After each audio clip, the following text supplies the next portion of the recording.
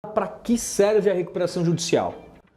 Um dos primeiros pontos e mais importantes, eu fui procurado em 2012 para 2013 por um empresário que ele tinha um passivo trabalhista, aproximadamente ele tinha 300 ações trabalhistas em andamento. E eu perguntei, cara, você tem um passivo trabalhista nesse volume, qual que é o seu endividamento bancário e qual é o seu endividamento com o fornecedor? Ele falou, Marcos, fornecedor eu quase não devo porque se eu ficar devendo, meu negócio vai parar. Essas trabalhistas são funcionários antigos de uma operação que acabou fechando de uma hora para outra por uma questão de mercado e eu não consegui honrar.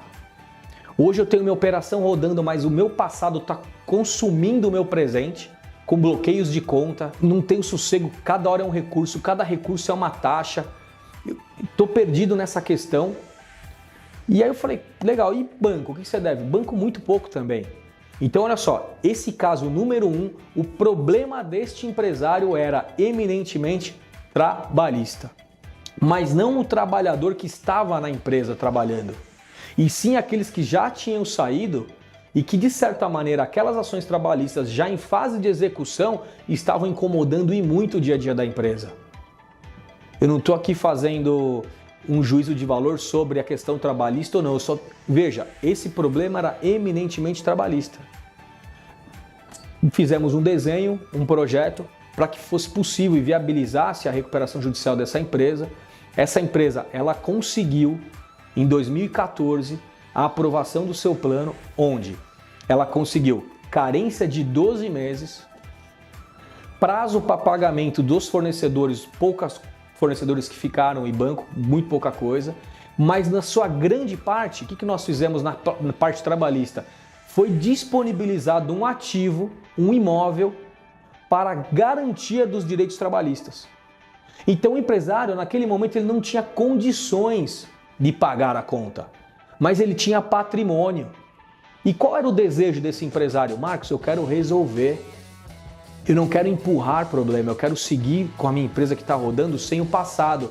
Dentre os ativos que ele tinha, o de maior liquidez, e obviamente foi analisado, foi avaliado, foi levado a um plano de recuperação. Os próprios ex-funcionários aprovaram o plano e preferiram receber um imóvel em dação em pagamento para quitar o que ficou para trás. Mas olha só que interessante, você está trabalhando, você está rodando o seu dia a dia, a tua margem de lucro está espremida, porque todo o negócio hoje a margem é muito espremida mesmo, faz parte do dia a dia. Só que esse presente está sendo todinho consumido com o passado. Ele não conseguia mais tocar, mas ele tinha ativos. O que nós fizemos? Ativos para pagamento de dívidas. E isso é uma solução muito clara e muito bem posicionada para quem realmente quer salvar o seu negócio. Recuperação judicial nesse caso foi uma bênção na vida dessa pessoa. Teve deságio, a trabalhista, o que esses ex-colaboradores aceitaram? A dívida foi reduzida em média de 40%, então de um todo de 100, foi disponibilizado e eles aceitaram que recebesse o imóvel para pagar suas dívidas com o valor desagiado em até 60%. Ou seja, a questão se fechou por aí.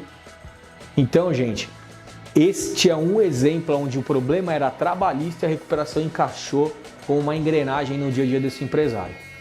Por outro lado, o caso 2, por exemplo, foi assim. Tenho problemas, Marcos, com bancos especialmente. Não tenho problema nenhum com meus funcionários, nem ex-funcionários. Quase não tenho problema trabalhista. Meus fornecedores são meus parceiros mesmo, de muitos anos. Mas o banco, realmente, ao longo dos anos, ele consumiu toda a minha liquidez. Ao ponto que meu patrimônio foi para a garantia do meu dia a dia. E olha só que interessante nesse caso, gente. Esse empresário tinha colocado em garantia para os bancos o bem da fábrica onde ele utilizava para a produção. E muita gente fala, Marcos, alienação fiduciária entra em garantia, entra em recuperação judicial? Não, não entra.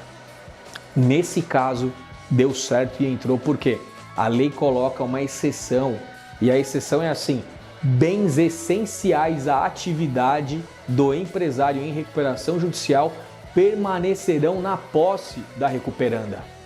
Olha só que interessante, a gente conseguiu equacionar todo o passivo bancário, A própria garantia foi disponibilizada para que não só um banco, nesse caso que tinha, fosse desmembrada para outros bancos.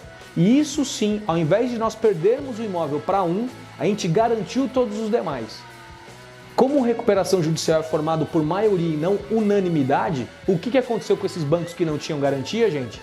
Eles votaram a favor do plano que foi apresentado e o deságio era de 70% na época. Por que isso aconteceu? Porque um que tinha garantia jamais aceitaria, mas quando foi levado ao conclave todos os demais, o coletivo prevalece sobre o individual. E nesse caso, essa empresa só tinha problema com um banco especialmente. Nós fizemos uma recuperação judicial, nós blindamos todo o seu negócio através da lei, com transparência, segurança. E tudo isso foi possível como? Um ajuste onde, de vez de ter o imóvel para um, nós passamos para mais de 5 instituições. Esse empresário também, ao longo dos anos, ele foi acertando os bancos, foi ajustando. Hoje continua trabalhando no mesmo local. E se Deus quiser, desejo as melhores recomendações para que prospere cada vez mais nas suas sucessões e tudo mais. São dois casos bem diferentes. Um era banco, o outro era trabalhista e o outro problema agora que eu ia colocar para vocês era fornecedores. Esse cara, especialmente, ele vendia uma commodity no país onde ele estava muito ligado à parte de borracha, seringa, essas questões. Então o que acabava acontecendo? Sofria muito com o dólar. Então o problema dele não era banco e também não era problema trabalhista. Ele tinha um problema que a commodity estava na mão de muito poucas pessoas que dominavam o mercado a tal ponto que ele não conseguia fazer o cálculo da sua margem de lucro. Por quê? Naquele mês ele tinha uma margem de ganhar 5, 6%, a commodity variava, sei lá, 10%, comia totalmente seu lucro. Essa operação foi extremamente equacionada onde, ao invés dele comprar exclusivamente desse cara na medida da necessidade, como acontecia por conta do fluxo de caixa reduzido, através da recuperação judicial ele fez um caixa e com esse caixa ele conseguiu ter estoque. Ele conseguiu preparar um estoque que garantia praticamente 10 a 12 meses de faturamento. O que trouxe para ele nesse caso? Paz. Ele conseguiu olhar em volta e achar outros fornecedores que poderiam ajudar. Ele conseguiu buscar fora do Brasil soluções para o seu produto aqui dentro, internamente. Imagina você poder faturar durante praticamente 12 meses sem precisar comprar os insumos mais pesados da sua fabricação.